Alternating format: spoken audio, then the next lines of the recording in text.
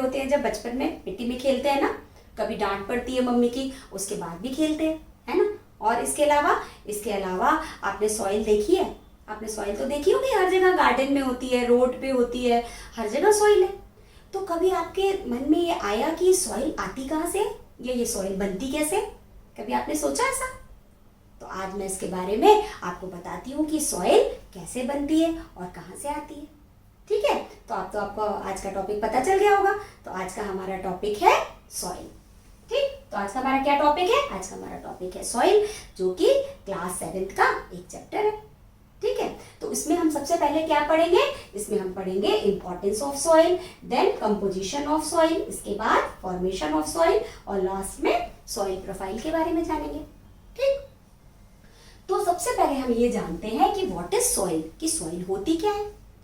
तो soil is a mixture of particles of rocks and humus. तो soil क्या है? सॉइल जो है वो ह्यूमस और रॉक्स पार्टिकल्स का मिक्सचर है। तो इसके बारे में थोड़ी डिटेल में हम आगे समझेंगे। अभी हम बस इतना जान लें कि सॉइल क्या है। सॉइल जो है वो ह्यूमस और रॉक पार्टिकल्स का मिक्सचर है। ठीक, अब हम क्या जानेंगे? अब हम समझेंगे इंपॉर्टेंस ऑफ सॉइल, कि सॉइल हमारे लिए क्यों जरूरी है और सॉइल के बारे में पढ़ना क्यों जरूरी है ना। तो आप ये बताओ कि कभी आपने, जब आप प्लांट बाजार से लेके आते हो तो आप गमले में अगर लगाते हो तो उसमें क्या डालते हैं? सबसे पहले उसमें सबसे पहले मिट्टी डालते हैं ना, सॉइल डालते हैं। तो आपको पता है कि जो सॉइल है वो प्लांट के लिए कितनी जरूरी है। तो मेनली सारे प्लांट्स कहाँ पे ग्रो करते हैं? सॉइल में, है ना। तो अब क्या है कि जो प्लांट्स हैं वो सॉइल में ग्रो करते हैं, उनके लिए सॉइल बहुत जरूरी है। और हमें प्लांट्स बहुत, हमारे लिए प्लांट्स बहुत जरूरी है। क्यों? क्योंकि हम डायरेक्टली और इनडायरेक्टली किस पे डिपेंड करते हैं? हम डायरेक्टली और इनडायरेक्टली प्लांट्स पे डिपेंड करते हैं। चाहे वो फूड हो, चाहे क्लोथ्स हो, चाहे शेल्टर हो, कुछ भी हो, हमें किसकी जरूरत सबसे ज्यादा है? हमें प्लांट्स की जरूरत है ना। तो और प्लांट्स को सबसे ज्यादा जरूरत किसकी है? प्लांट्स को सॉइल की जरूरत है। तो इसका मतलब सॉइल जो है वो बहुत इंपॉर्टेंट है। अब प्लांट्स को सॉइल क्यों चाहिए? अभी भी एक क्वेश्चन है कि प्लांट्स को सॉइल क्यों चाहिए। एक तो सबसे पहले कि प्लांट्स को अब खड़े होने के लिए, अपने जगह पे रहने के लिए क्या चाहिए? सॉइल चाहिए, क्योंकि वो सॉइल में ही फिक्स हो सकता है ना। और इसके अलावा अगर प्लांट्स को वाटर चाहिए तो वो कहाँ से उसे मिलता है? उसे सॉइल से मिलता है, क्योंकि जो सॉइल होती है वो वाटर एब्जॉर्ब करती है। हम पानी कहाँ डालते हैं? हम जो वाटर है हम कहाँ डालते हैं? हम सॉइल में डालते हैं। तो जो सॉइल होती है वो वाटर को एब्जॉर्ब कर लेती है और वो वाटर बाद में प्लांट लेते हैं अपने रूट्स के थ्रू, है ना। यही होता है। और इसके साथ क्या लेते हैं? इसके साथ मिनरल्स और न्यूट्रिएंट्स लेते हैं, सॉइल से ही तो लेते हैं। तो अगर ये नहीं होगा, मिनरल्स और वाटर्स प्लांट्स नहीं अगर ले पाएंगे तो क्या होगा? प्लांट की डेथ हो जाएगी और प्लांट ग्रो नहीं कर पाएंगे। इसका मतलब प्लांट्स के लिए सॉइल बहुत जरूरी है। ठीक, तो ये तो हो गई इंपॉर्टेंस ऑफ सॉइल। अब इसके बाद हम किस पे आएंगे? इसके बाद हम आएंगे कॉम्पोजिशन ऑफ सॉइल, कि सॉइल बनी किस चीज से, है ना। सॉइल तो आपने मिट्टी देखी है बाहर, लेकिन आपने सोचा कि बनी किससे, इसका क्या कॉम्पोजिशन है? तो मैं बताती हूँ। तो सॉइल किस चीज से बनी है? एक तो मैंने पहले बताया कि रॉक्स के जो बहुत फाइन पार्टिकल्स होते हैं उससे बनती है। और क्या होता है सॉइल के अंदर? और सॉइल के अंदर होता है ह्यूमस। इसके अलावा सॉइल के अंदर होते हैं ऑर्गेनिजम्स, है ना, लिविंग ऑर्गेनिजम्स होते हैं ना। और क्या होते हैं? और होता है माइक्रो ऑर्गेनिजम्स, और उसके अंदर होता है एयर और वाटर। तो इतनी सारी चीजें होती हैं सॉइल के अंदर। तो इसको हम 1 by 1 समझते हैं। तो सबसे पहले हम समझते हैं ह्यूमस के बारे में। ठीक, तो ह्यूमस क्या है? तो ह्यूमस जो है वो है डेड और decaying remains of plants and animals. मतलब जो एनिमल्स और प्लांट्स मर जाते हैं वो फाइनली कहाँ जाते हैं? वो कहाँ मिक्स होते हैं? वो जाते हैं सॉइल में। सॉइल में तो वो मिक्स हो जाते हैं, उनकी डेड बॉडी, है ना। और उसके बाद क्या होता है? उसके बाद जो सॉइल में माइक्रो ऑर्गेनिजम्स होते हैं, आपको पता है ना माइक्रो ऑर्गेनिज्म कौन कौन से होते हैं? जैसे बैक्टीरिया, फंगाई, ये सारे क्या है? माइक्रो ऑर्गेनिजम्स हैं। और ये क्या करते हैं? ये डेड और डिकेइंग प्लांट्स और एनिमल को क्या करते हैं? कन्वर्ट कर देते हैं किसमें? ह्यूमस में। ठीक, मतलब कॉम्प्लेक्स ऑर्गेनिक मैटर्स को सिंपल ऑर्गेनिक मॉलिक्यूल्स में कन्वर्ट कर देते हैं, जिसे हम क्या कहते हैं? जिसे हम कहते हैं ह्यूमस। तो ह्यूमस क्या है? ह्यूमस बहुत फर्टाइल होती है और इसमें बहुत सारे न्यूट्रिएंट्स होते हैं। जो कि प्लांट्स की ग्रोथ के लिए बहुत ही ज़्यादा ज़रूरी है। और अगर ये नहीं होंगे तो प्लांट जो है वो प्लांट की जो ग्रोथ है वो नहीं हो पाएगी, मतलब प्लांट ग्रो नहीं कर पाएगा। ठीक, तो सबसे पहला कंपोनेंट क्या हो गया सॉइल का? ह्यूमस। ठीक, अब नेक्स्ट क्या है? नेक्स्ट है मिनरल्स। जो सॉइल है उसमें बहुत सारे मिनरल्स होते हैं। अब ये मिनरल्स कहाँ से आते हैं? ये जो मिनरल्स है वो रॉक से आते हैं। अब मैंने बताया कि सॉइल क्या है? मिक्सचर है ना। सॉइल जो रॉक्स के पार्टिकल्स होते हैं उसका ही तो मिक्सचर है, उसका और ह्यूमस का। तो ये जो पार्टिकल्स होते हैं ये बेसिकली क्या है? ये है मिनरल्स, है ना। रॉक किससे बनी होती है? रॉक मिनरल से बनी होती है। जैसे आप समझ लो कैल्शियम, मैग्नीशियम, फॉस्फेट, है ना, आयरन, सोडियम, ये सब इसके अंदर सॉइल के अंदर होता है, जो कि प्लांट्स के लिए बहुत ज़रूरी है। तो नेक्स्ट हमने क्या समझ लिया? हमने समझ लिया मिनरल्स के बारे में। अब क्या है? अब सॉइल के अंदर क्या होती है? एयर होती है। अब ये कैसे पता आपको सॉइल के अंदर एयर होती है? तो जो सॉइल होती है, तो सॉइल में क्या होते हैं? सॉइल के जो पार्टिकल्स होते हैं उनके बीच बीच में क्या होता है? Soil air. जो एयर होती है उसे हम क्या कहते हैं? Soil air. और वो क्यों जरूरी है? कि जो प्लांट्स हैं, अगर प्लांट्स की जो रूट्स हैं वो कैसे रेस्पायर करेंगे? उनको रेस्पिरेशन के लिए एयर चाहिए ना। तो वो कहाँ होती है?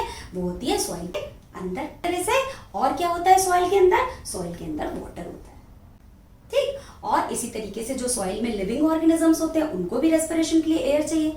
तो वो एयर कहाँ से मिलती है? वो भी उन्हें सॉइल एयर से मिलती है। तो वाटर क्यों जरूरी है? क्योंकि ये वाटर, जैसे मैंने पहले बताया कि ये वाटर जो होता है वो प्लांट एब्सॉर्ब करते हैं, है ना। तो सॉइल में क्या हो गया? अभी हमने क्या क्या पढ़ा? सॉइल में हो गए मिनरल्स, फिर सॉइल में हो गया ह्यूमस, फिर सॉइल में हो गई एयर, और इसके बाद वाटर।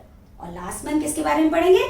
उसमें और क्या होता है? और उसमें लिविंग ऑर्गेनिजम्स होते हैं। ये तो आपको सबको पता है। जैसे स्नेक्स हैं, और बीटल है, मिलीपीड है, सेंटीपीड्स हैं, अर्थवॉर्म्स हैं, ये सारे होते हैं ना, सॉइल के अंदर ही तो होते हैं। और इसके अलावा माइक्रो ऑर्गेनिजम्स होते हैं, जैसे बैक्टीरिया, फंगाई, ये सारी चीज़ें सॉइल के अंदर होती हैं। ठीक, तो सॉइल में बहुत सारी चीज़ हो गई। अब यहाँ पे मैं आपको एक बात बताती हूँ कि सॉइल के अंदर आपको सबको पता है ना कि अर्थवॉर्म होता है। अर्थवॉर्म होता है ना।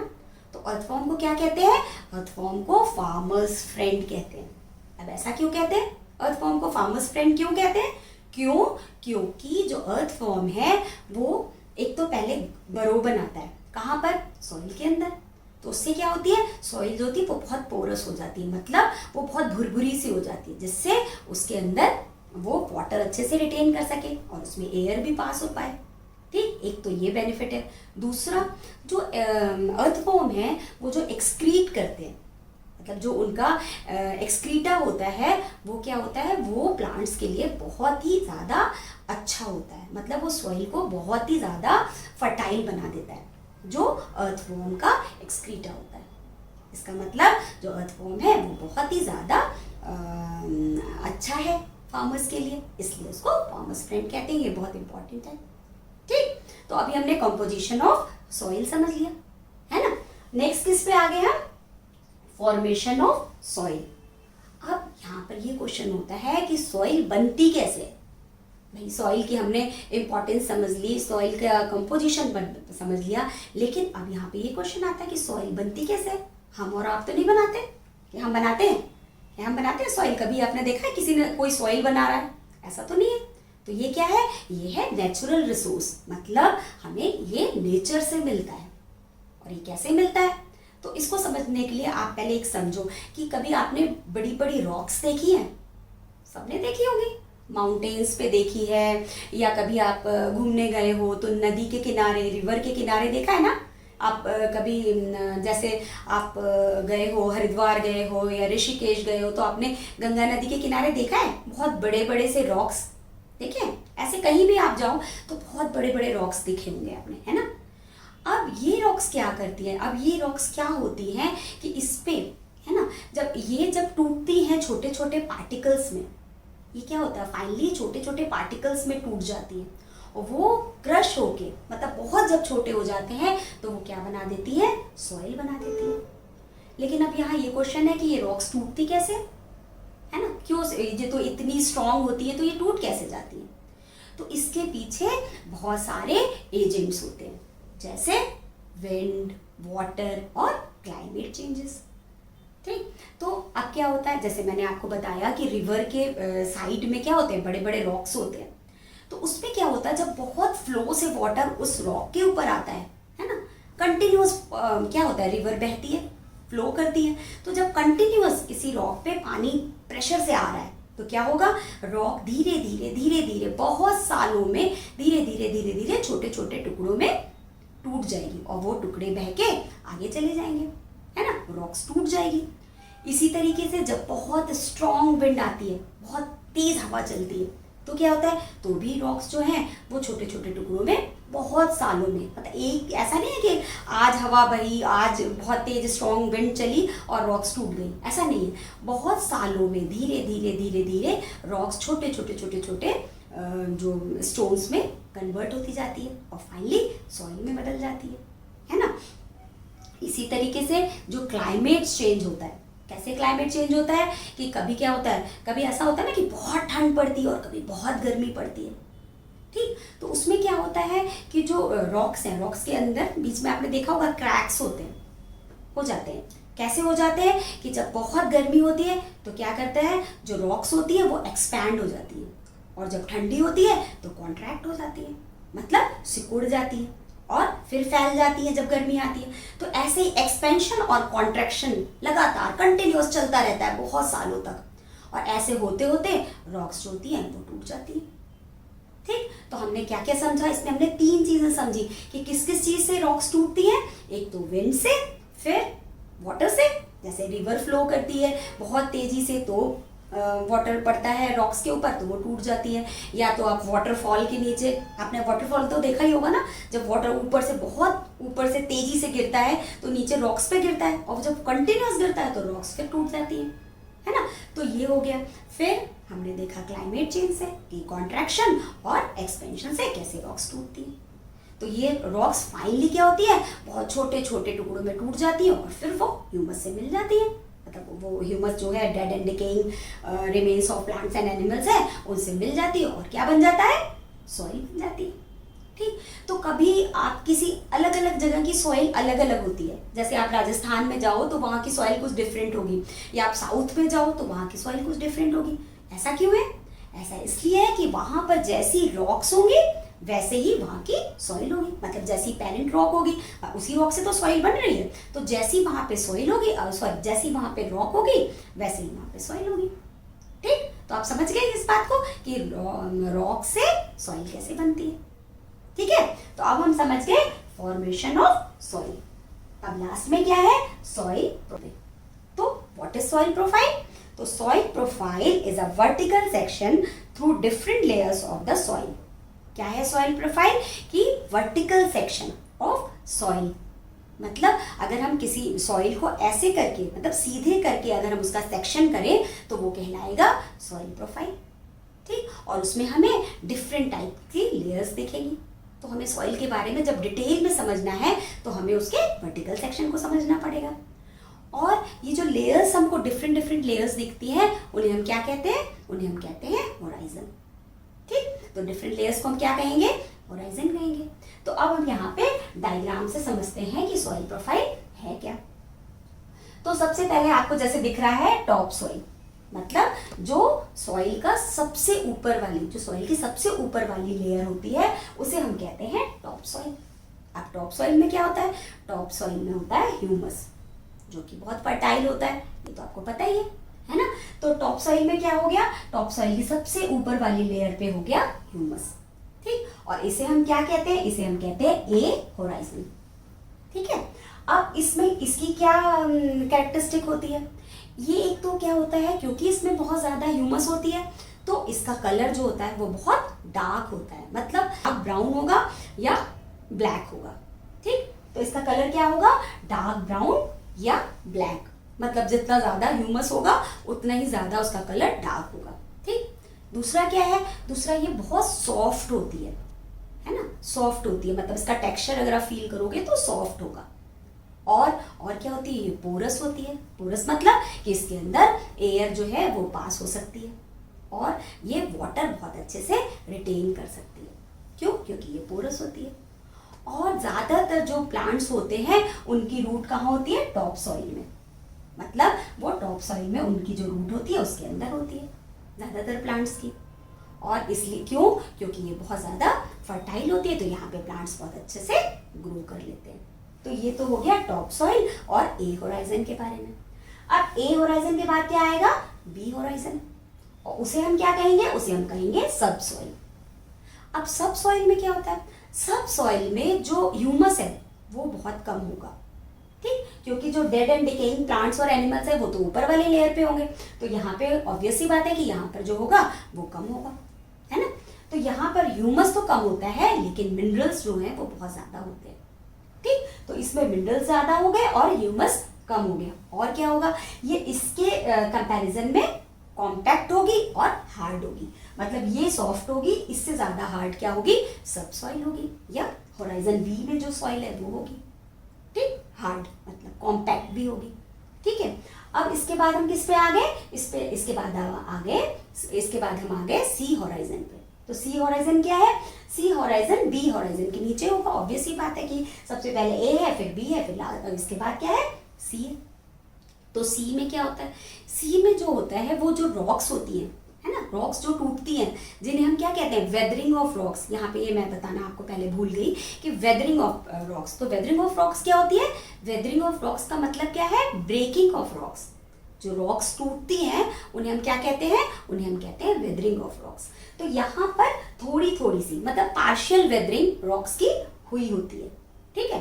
तो इसे हम क्या कहते हैं, सी होराइजन, मतलब यहाँ पे रॉक्स के बड़े बड़े से लम्प्स होते हैं, मतलब टुकड़े होते हैं, तो इसे हम क्या कहेंगे, सी होराइजन। और इसमें क्या होता है, इसमें जो सॉइल होती है वो बहुत हार्ड होती है, मतलब बी के कंपैरिजन में ज्यादा हार्ड होगी और ज्यादा कॉम्पैक्ट होगी।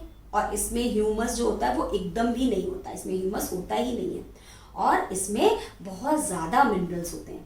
क्यों होते हैं, क्योंकि रॉक्स के बड़े बड़े टुकड़े होते हैं, तो इसलिए वहां पे मिनरल ज्यादा होते हैं। तो ये तो हो गई सी होराइजन की बात। और उसके बाद लास्ट में क्या आ गए, बेड रॉक पे। मतलब बेड रॉक में क्या होता है, बेड रॉक में जो रॉक्स होती है उनकी वेदरिंग नहीं हुई होती है, मतलब बड़ी बड़ी रॉक्स होती हैं और वो इतनी स्ट्रांग होती है कि इनको डिग करना, मतलब इनको खोदना बहुत ही ज्यादा मुश्किल का काम है, कि इनको खोदने में बहुत प्रॉब्लम होगी, ठीक। तो ये हो गया लास्ट में बेड रॉक। तो ये क्या हो गया, ये वर्टिकल सेक्शन हो गया किसका, सॉइल का, जिसे हम कहते हैं सॉइल प्रोफाइल। तो ये आप कैसे इसको देख सकते हो, अगर आप चाहो तो आप मतलब आप कैसे देखोगे इसको, तो आप कभी भी जब कहीं पे आपने देखा है कि जहाँ पे कुएं को खोदा जाता है, मतलब जब गांव वगैरह में या कहीं पर भी अगर आप ऐसी जगह पे जाओ जहाँ पे कुएं को खोदा जा रहा है नीचे तक, तो आप वहाँ पर ये सॉइल प्रोफाइल देख सकते हो, मतलब डिफरेंट लेयर्स ऑफ सॉइल देख सकते हो। या जहाँ पे बहुत बिल्डिंग बन रही है, तो वहाँ पे जब स्टार्टिंग होती है, जब बिल्डिंग की फाउंडेशन पड़ती है, जब मतलब पहली ब्रिक जब पड़ती है, बहुत नीचे तक उसको डिग किया जाता है मिट्टी को, वहां पे फिर इसकी बिल्डिंग की फाउंडेशन पड़ती है और फिर बिल्डिंग बनती है। तो अगर आप ऐसी साइट पे जाओगे तो वहां पर भी आपको क्या दिखेगा, सॉइल प्रोफाइल आप देख सकते हो, मतलब लेयर्स ऑफ सॉइल देख सकते हो, ठीक है। तो डिफरेंट जो इसमें जो सॉइल प्रोफाइल में सारे होराइजन्स में कलर भी सॉइल का चेंज होता जाता है, ये बहुत डार्क होगा, फिर उससे लाइट होगा, फिर उससे लाइट होगा, मतलब जो लेयर्स हैं उनका कलर्स भी चेंज होता है, उनके केमिकल कॉम्पोजिशन भी चेंज हो जाते हैं, और उसमें जो डिफरेंट टाइप मिनरल्स की जो क्वालिटी है, मतलब जो क्वांटिटी है, सॉरी जो मिनरल्स की क्वांटिटी है वो भी चेंज होती रहती है, ठीक है। तो ये हम समझ गए सॉइल प्रोफाइल के बारे में। तो मुझे लगता है कि मैंने बहुत अच्छे से आपको ये सारी चीज़ें समझा दी है। तो एक बार हम और फिर से रिवाइज कर लें कि हमने क्या क्या पढ़ा। तो हमने सबसे पहले पढ़ा सॉइल के बारे में कि व्हाट इज सॉइल, और फिर इम्पोर्टेंस ऑफ सॉइल पढ़ा, इसके बाद कॉम्पोजिशन और देन फॉर्मेशन, और लास्ट में सॉइल प्रोफाइल के बारे में समझा।